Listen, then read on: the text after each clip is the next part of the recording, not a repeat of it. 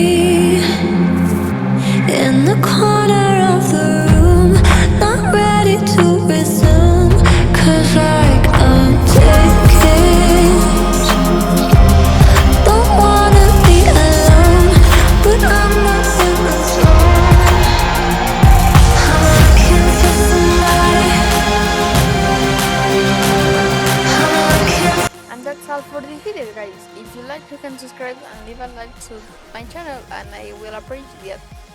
Anyways, thanks for watching and take care.